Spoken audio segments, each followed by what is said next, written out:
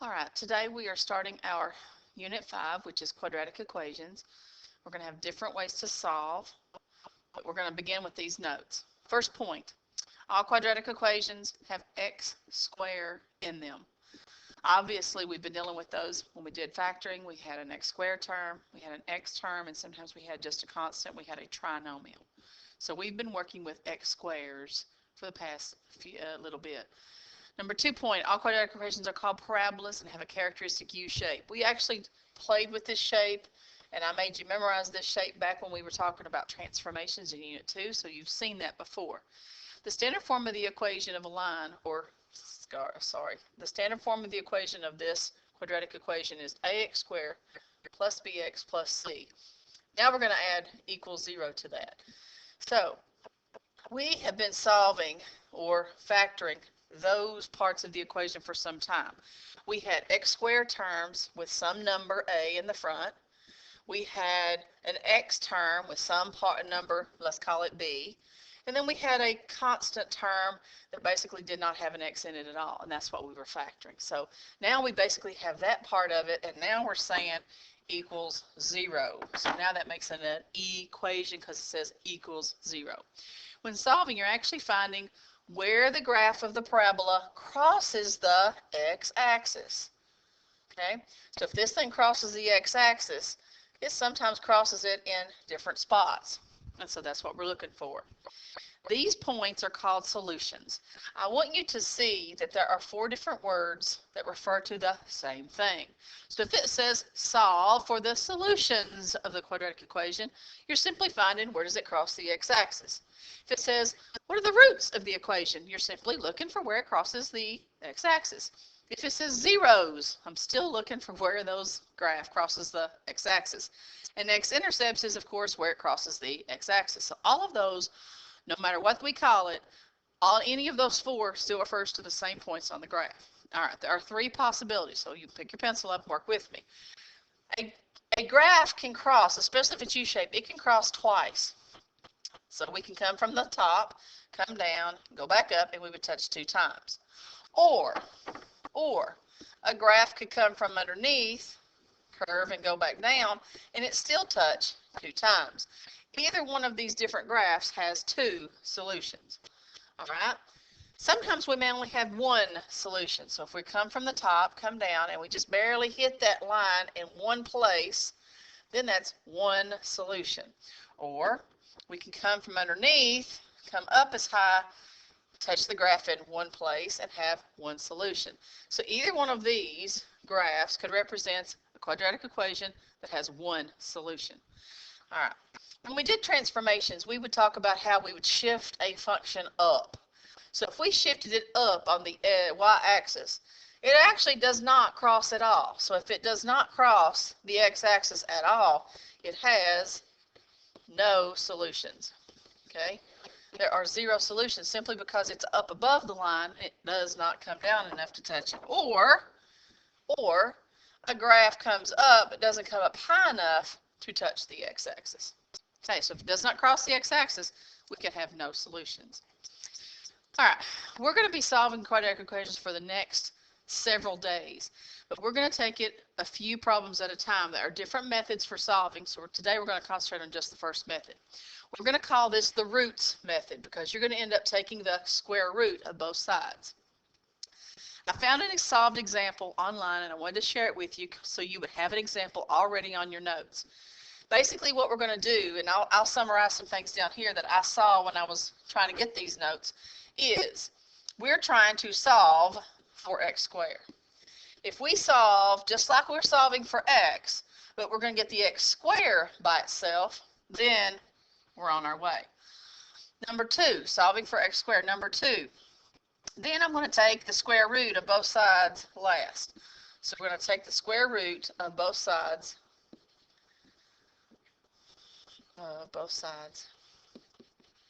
last. Okay. Step 3, I always want you to remember, anytime you take the square root, if you take the square root, okay, you always get, if you take the square root of both sides, you're going to get plus or minus the answer. okay, plus or minus. Sometimes we abbreviate it plus over minus, and that's a shortcut way of indicating two answers, the positive of that number and the negative of that number. So this is kind of a few things I saw. So if we put that into motion, okay, solving for x squared. Here's the x squared term. So the first thing I need to do is get rid of minus 180. So I'm going to add 180. That's what they did. And that's where they got 5x squared minus 180. And that's where they got this step right here. Now, we're trying to get x squared by itself still, so how do we get rid of the 5? Well, they divided out the 5. So you can see where we divided by 5 on both sides. We end up with x squared equal 36. Now, here's where we're going to take the square roots of both sides. If I take the square root of x squared, remember what happens if you take the square root of x squared? Those two operations are what we call inverse operations. They tend to undo each other. So the square root and the square cancel, and all we get out from underneath is the x, which is pretty much what they're showing you here. Take the square root of x squared, you get x. You take the square root of 36. What you do to one side, you have to do to the other side. So if I take square root of x squared on the left, I have to take square root of 36 on the right. And this is where I want you to remember, if you take the square root, you always have two possibilities, plus or minus. And so basically 36 is a perfect square. So the square root of 36 comes out as a 6, and you have to remember plus or minus. All right. We have, if we try to see what this means, negative 1, 2, 3, 4, 5, negative 6, and 1, 2, 3, 4, 5, positive 6. This graph, I don't know how far, and I don't know how high, but I do know it crosses at negative 6 and positive 6. That is what that answer really means, okay? It occurs to me that I did not point out why I was doing the square roots method. So let me show you what we're talking about. This is the method that we use if we have no bx term. Remember we said x squared may have a number in front of it called a, x may have a number in front of it called b, and then we have a number out there somewhere that has no x, equals 0. Notice that this equation here had an x squared term, so I had this one, and then it had a 180, so I had this one, but I did not have x term at all. So there's no bx term. So it's like there's a part of the trinomial that I'm used to seeing missing. So that's why square root method is the easiest when the bx term, when the middle term is missing, when you just have a square and a number. All right. Let's jump in and solve some. X squared minus 25 equals 0. All right. I'm noticing that I have the x squared term, and I'm noticing that I have just the c term, or your constant term, but I notice that I have no middle term. And the middle term is the one that they are listing as, and they're calling it bx. Okay? So, what we're going to do is we're going to solve by using the square roots method. We're going to end up taking the square roots of both sides. It's the square roots method. Pretty quick, pretty easy. First thing I have to do, though, is I have to solve for x. So the first thing I'm going to do is solve for x squared. If I solve for x squared, how do I get rid of minus 25? Well, I'm going to plus 25. When I do, okay, I'm going to move down here. I'm going to get x squared is equal to 25. All right. Step number 2. Now that I've got x squared by itself, now what I'm going to do is I'm going to take square root of both sides. When I take the square root of both sides, it's going to undo the square root. So take the square root of both sides. So if I take the square root of the left, I'm also going to take the square root of the right. Okay. Now, what do I get after I take the square root of both sides? Well, remember we observed that if you take the square root of a square, those two undo each other. So all I get now is just x equals. Good with that.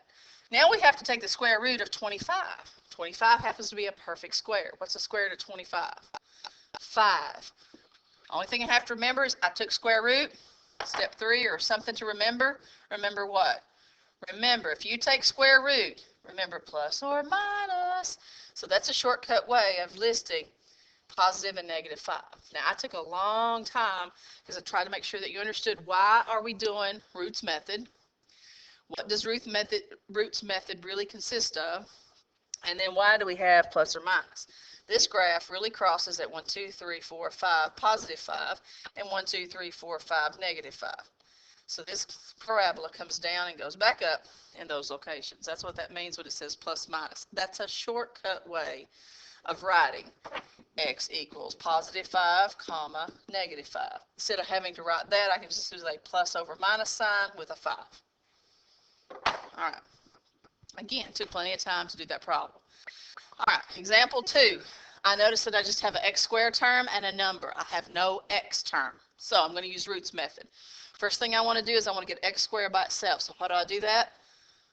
Divide out the 2. So if I divide out the 2, I get x squared is equal to 100. Now, I'm not writing all the steps now, but I just did step number 1. Okay? Step number 2, take the square root of both sides. So if I take the square root of the left, I'm also going to take the square root of the right. So if you take square root of one side, you got to take square root of the other side. Taking the square root of the left means I get x. Taking the square root of 100, is that a perfect square? Sure. That's really 10 times 10. So I get 10. 10 comes out. So if you get 10 on the outside, the only thing you have to remember is plus or minus. So it's really crosses at negative 10 and positive 10, and this would be what the parabola does. It crosses in those two places. I'm going to consistently try to draw what we're talking about, what we're working with for these problems as we go through. Let's go to example 3. Example 3. Okay, I'm still doing the method, what I'm talking about, only I may not write it. First thing I want to do is try to solve for x squared. So I'm going to get x squared by itself. How do I get rid of minus 54? That's what I will work with first. I'm going to add 54. And I get 3 is still with x squared, but now it equals 54 because that's gone. All right. Now, I'm going to have to get 3 out of there. So I'm going to divide out the 3. I believe if you divide out the 3, you get 18. Okay, 18 is not a perfect square, but I'm ready for the step where I take the square root of both sides. I still need to do that step, even though I realize 18 is not a perfect square. So when I do that, I get x.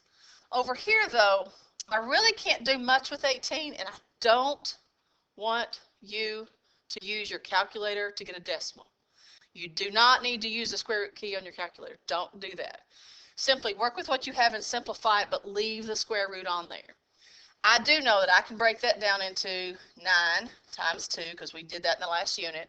And I know I can take the square root of 9. The square root of 9 comes out as a 3. So I end up with a 3 on the outside, and a square root still there with a 2 left under there. And again, I took square root, so what do I have to remember every time I take square root? Plus or minus. So my answer is 3 square root of 2. Now, it turns out that that's a radical, and it might be tricky, but it's going to be a number between, I think, 4 and 5. Okay? Remember, 4 to the second power is 16. 5 to the second power is 25.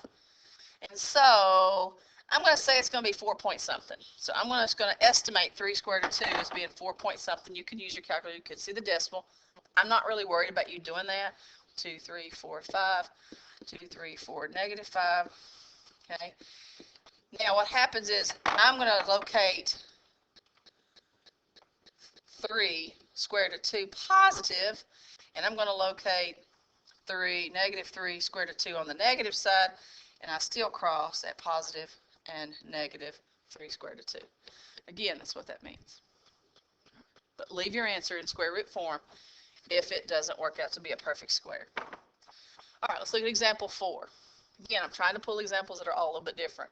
Solving for x squared. How did I get x squared by itself? Subtract 36.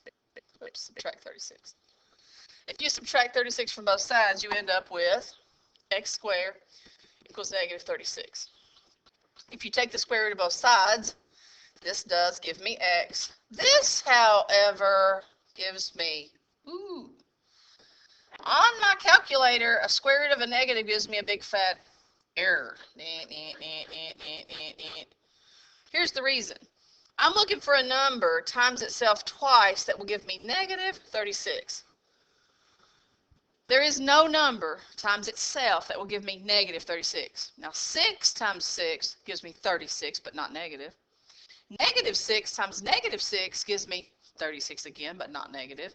The only way you can get a negative 36 is a positive 6 times a negative 6, and that's two totally different numbers. So there is no such number that I can square times itself and get negative 36. You can't get a negative. So the calculator is going to give you an error. Now, what does that look like? What does that mean? I've been drawing every graph so far. If it crosses twice, I've been putting the points on the graph. Let's go back and let's consider, though, what we started with, this part right here. Do you remember when we were doing transformations, we did x squared plus 36 or x squared plus something, and you had a sticky note that we did in class?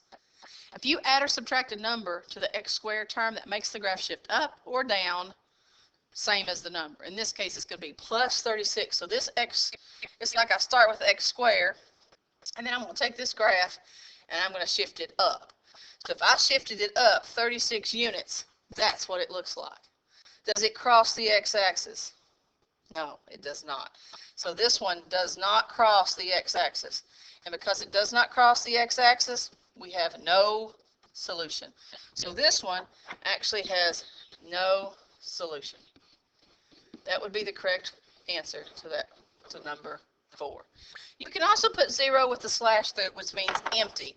The answer is empty or no solution. So that's the same thing. You can put the symbol if you want to, 0 with the slash through it. Okay, let's do example 5. I think a lot of people did this one. I'm going to pause, see if you can work out example 5 by yourself if you like. If not, I'm just going to solve it. I'm going to add 8 to both sides because I'm trying to get x squared by itself. I get 7x squared equal to 28. I'm going to divide by 7. X squared is equal to 4. So I did a couple of things. This one actually is a perfect square. So square root of 4 turns out to be 2. And then those cancel, I get x, but that should be what? Plus or minus 2. 1, 2, 1, negative 2. Here's what my answer looks like. It is a parabola that touches at positive and negative 2. Example 6. Okay, this time I got a fraction.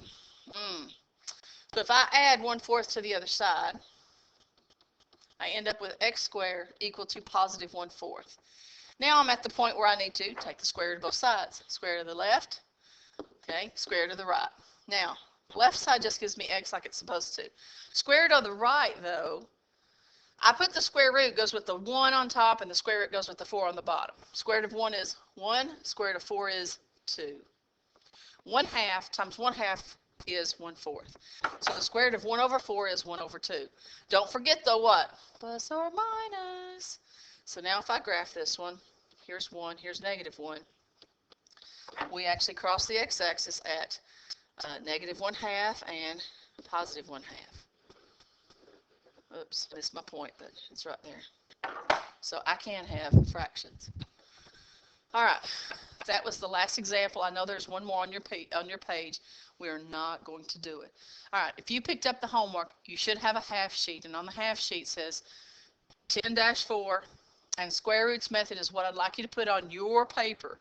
So you're going to go to your sheet of paper, so your own sheet of paper, and you're going to put this label at the top. Please don't forget your name. And what we're doing is we're doing number 3 through, I think it's 48. We're doing every third problem or the last column. Okay, so we're doing column number 3. Okay, so if you have like 1, 2, 3, you're going to do all the problems under 3. So just do the ones in that column.